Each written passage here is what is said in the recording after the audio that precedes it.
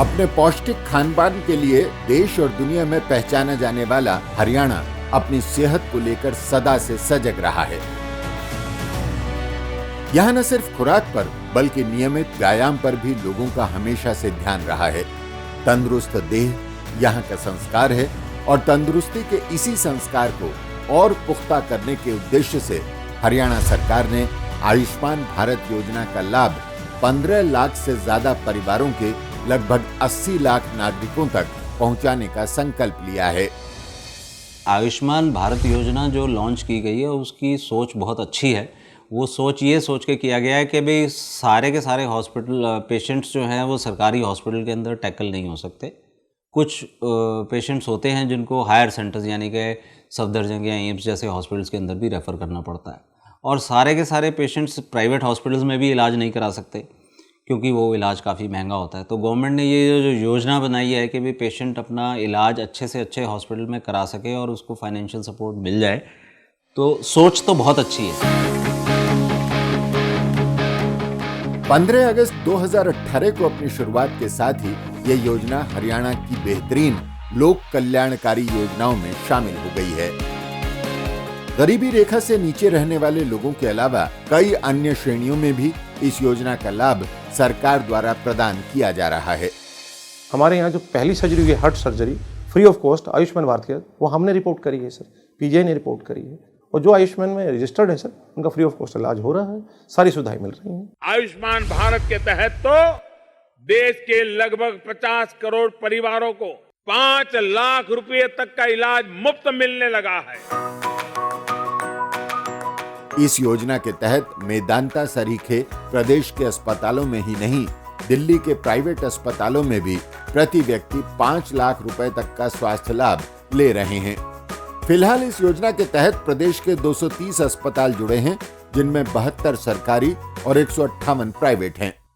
सरकार ने एक लंबे समय के बाद ये रियलाइज़ किया है कि सरकारी अस्पताल और प्राइवेट अस्पताल अकेले शायद सब कुछ नहीं कर सकते हैं, तो एक मिडिल वे बनाने की आवश्यकता है जहाँ पे सरकारी और प्राइवेट अस्पताल मिल के कुछ भला कर सकें। गवर्नमेंट ने अब पुअर पेशेंट्स की तरफ ध्यान देना शुरू कर दिया है कि सिर्फ सिविल हॉस्पिटल की तरफ से ही सारी की सारी रिक्वायरमेंट पूरी नहीं हो सकती।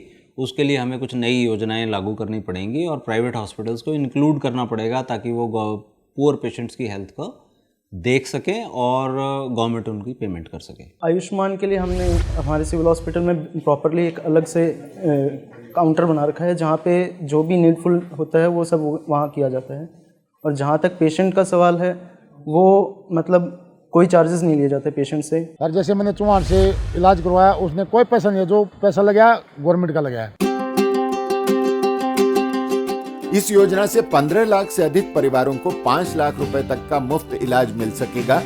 आयुष्मान योजना में आज 58 फैमिलियां मेरे यहाँ कैटेगरी में आई हैं, और आप ये आदमी देखिए कि उसमें कम से कम 5 से 7 आदमी एक उसमें फैमिली में उसके अंदर आ गया, तो 350 से 400 निर्भीक लोग जिनके जेब में आज 1 रुपया भी नहीं होता था, आज वो प्रधानमंत्री के आभारी हैं। आयुष्मान योजना का फायदा हमारे गांव के लगभग 55 परिवारों को मिला है। नरेंद्र मोदी जी ही हैं जो सोच सकते हैं कि घर की बहू बेटी की सेहत अच्छी रहे, क्योंकि वही परिवार को बढ़ाती है। रिक्शा रेडी वाले हैं, अनियमित क्षेत्र के हैं, उनके लिए उस तरीके की कोई सुविधा नहीं थी, तो उनके लिए तो मैं समझता हूँ कि ये शायद संजीवनी का काम कर रही है।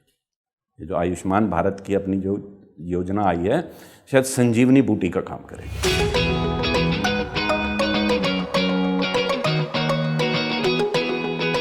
आयुष्मान भारत विश्व की सबसे बड़ी मुफ्त स्वास्थ्य बीमा योजना, सस्ती और गुणवत्तापूर्ण स्वास्थ्य सेवाएं, मुख्यमंत्री मुफ्त इलाज योजना, कर्मचारियों को अब कैशलेस मेडिकल सर्विसेज, ईएसआई योजना, स्वास्थ्य में टेक्नोलॉजी का उपयोग।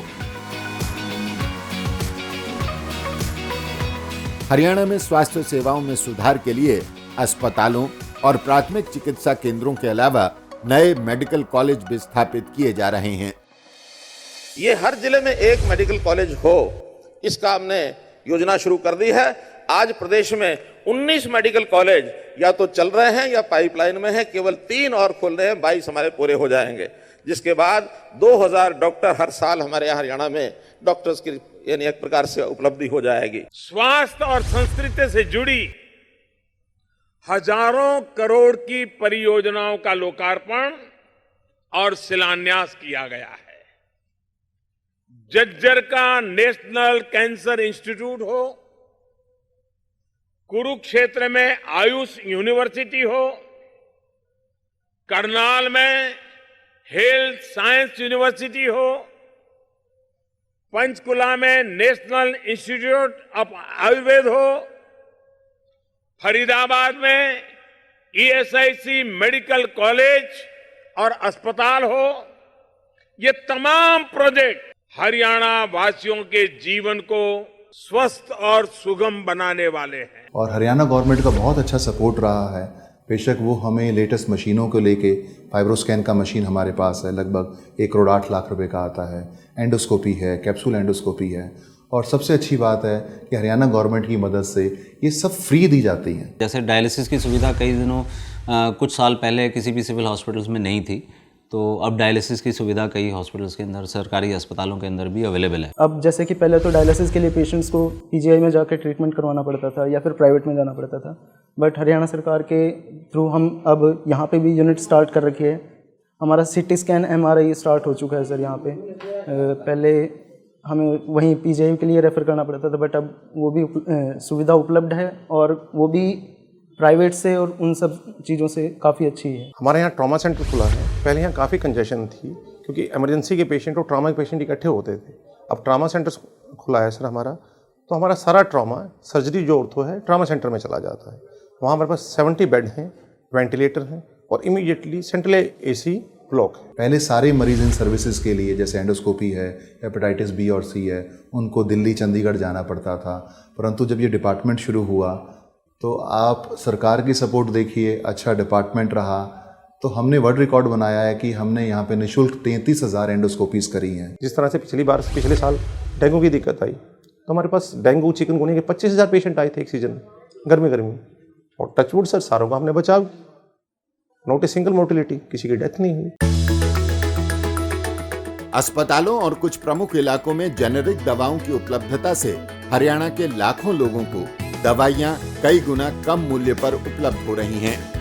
जेनरिक दवाइयों के लिए बेसिकली ये जो प्रधानमंत्री औषधालय बनाए हुए हैं, जगह जगह बनाए हुए हैं, वहाँ पे जो टैबलेट आपको बाहर हायर रेट्स पे मिलती है वो बिल्कुल सस्ती में मिल जाती है। आप ये मान के चलिएगा कि रोज डिपार्टमेंट के अंदर एटलीस्ट 3-4 लाख रुपए का मरीजों को टेस्टों के द्वारा और दवाइयों की वजह से बचत हो रही है। अस्पतालों की संख्या और सुविधाएं बढ़ाने के साथ साथ सरकार ने जनता में जागरूकता लाने में कोई कसर नहीं छोड़ी है। पिछले 5 सालों में मैंने ये ज़रूर महसूस किया है कि जो लोग हैं वो अब पहले से थोड़ा ज़्यादा अवेयर हैं। वो शायद इसलिए क्योंकि जो आंगनवाड़ी वर्कर्स और जो आशा वर्कर्स की टीम है जो ग्रामीण लेवल पे काम कर रही है सरकार की तरफ से, मुझे लगता है कि उनकी ट्रेनिंग की तरफ सरकार का काफ़ी ध्यान रहा है और वो अपने अपने लेवल पे काफ़ी कोशिश कर रहे हैं कि लोगों को हर चीज़ के बारे में, हर बीमारी के बारे में थोड़ा सा अवेयर किया जाए, बताया जाए कि भाई हाँ, कैंसर में ये सिम्टम्स होते हैं, इनको आप जल्दी पकड़ लीजिए, बीपी की दवाइयाँ आपको रूटीन माध्यम में लेनी चाहिए रेगुलरली, शुगर की बीमारी है तो इसकी दवाइयाँ आपको ले लेनी चाहिए। तो ये एक अच्छा पॉजिटिव चेंज है। मुख्यमंत्री मनोहर लाल का आग्रह प्रारंभ से ही स्वास्थ्य सेवाओं को उत्कृष्ट करने पर रहा है। वे मानते हैं कि पढ़ाई और दवाई के बिना मानवता के विकास की कल्पना भी नहीं की जा सकती।